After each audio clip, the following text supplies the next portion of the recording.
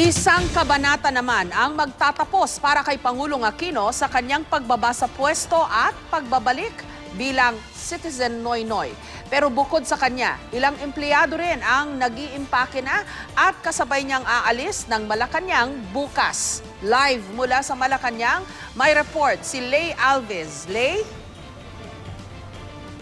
Jessica, ngayon ang huling gabi ni Pangulong Aquino sa Malacanang at ang palasyo handa na para sa inaugurasyon bukas ni President-elect Rodrigo Duterte. Regular working day ang araw na ito para kay Pangulong Noynoy Aquino na bababa na sa pwesto bukas. Bukod sa pag-aayos ng paperworks, nagbasa-basa raw ang Pangulo ng mga mensahe ng pasasalamat para sa kanya sa social media. In-enjoy rin ng Pangulo ang view ng Pasig River mula sa kanyang private office. Handa na raw si Pangulong Aquino sa pag-alis nito bukas na Malacanang. Nakatanggap naman ang mga miyembro ng media ng libro na naglalaman ng Aquino Legacy. Ayon kay Communications Secretary Sonny Coloma, ang dati pang Land Cruiser ng Pangulo ang sasakyan nito pag-alis ng palasyo. Gaya ng opisina ng Pangulo, malinis na rin ang tanggapan ni Coloma at ng iba pang mga opisyal. Tapos na yung trabaho at sana naman ay natupad to sa isang katanggap-tanggap na paraan. Siyempre, meron ding konting kalungkutan na mahihiwalay sa mga nakatrabaho katulad ninyo. May mga empleyadong tinatapos na ang pag-iempake.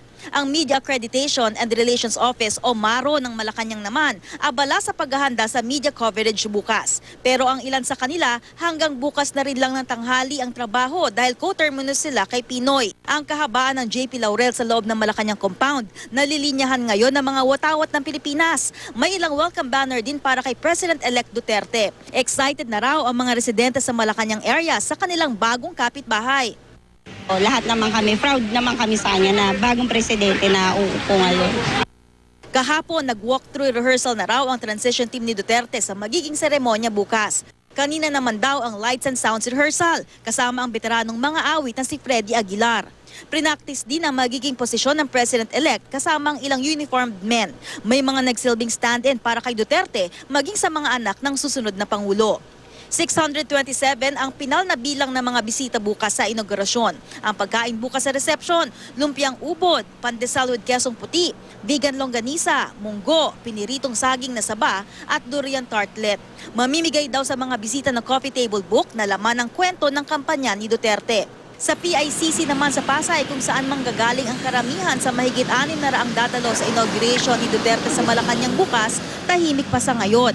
Ayon kay dating Ambassador Marciano Painor na head ng Inauguration Committee ni Duterte, ang mga ambassador at miyembro ng diplomatic community ang maaaring dumiretso sa Malacanang. Ang ibang dadalo sa inaugurasyon at may dalang sasakyan sa PICC daw paparada. Ginawa raw nila ito dahil ayaw ng President-elect na makadagdag pa sa traffic. By around 9:30, dadalhin sila sa Malacanang. More or less, ganun ang time nun. We are ready for 10 buses for about 450 people. Kung may imagine nyo yung pagpasok sa palasyo at you have to go through security checks, yung cameras and bags, etc., medyo matatagalan yon. So, minarapat namin na sa PICC gawin. Naipadala na raw sa mga guest ang kanilang mga imbitasyon at mga car pass. Kasama raw sa mga ihahanda sa PICC ang corned beef, lugaw, putong puti at kutsinta, kape at tsaa. Jessica, hindi idineklara ni Pangulong Aquino na holiday ang araw bukas. Ayon kay Secretary Coloma na ayon naman daw ito sa kagustuhan ni President-elect Duterte na maging simple lamang ang kanyang inaugurasyon. Jessica? Lay, do you have a way of knowing kung ano ang naging mood ni Pangulong Aquino sa maghapong ito, his last working day in Malacanang?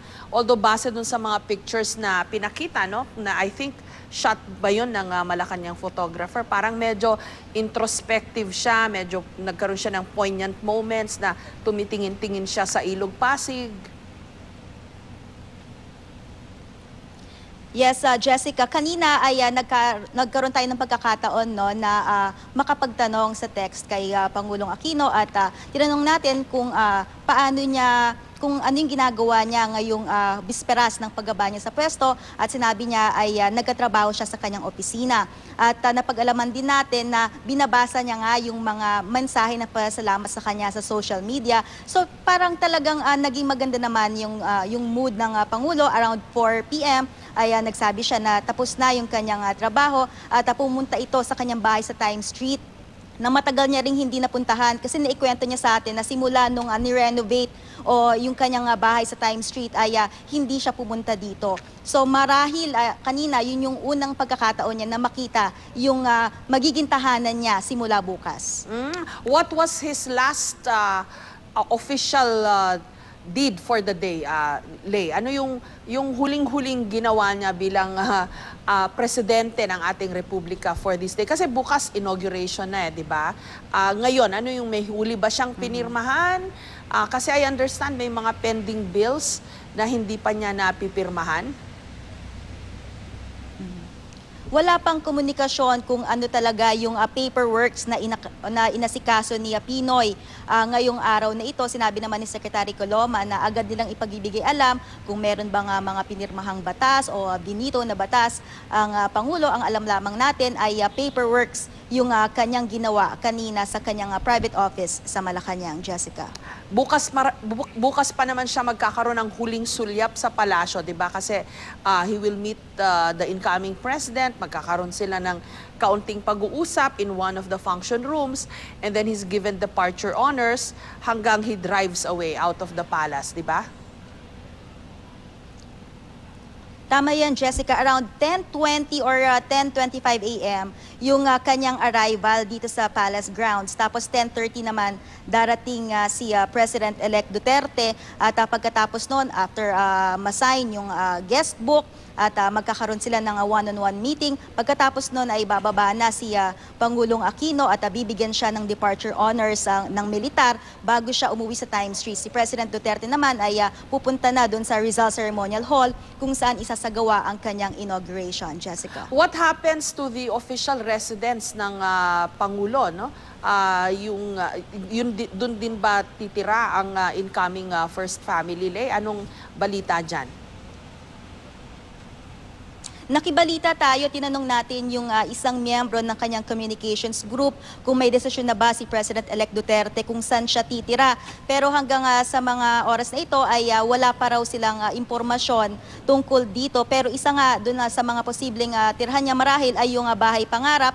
Isa din yun sa mga, kumbaga, inihahanda sakaling mapagdesisyonan niya na doon din tumira gaya ni Pangulong Aquino. Jessica. Yung guest house kung saan nag-uupisi ng ilang opisyal ng administrasyon, may plano na rin ba yung main palace, etc.?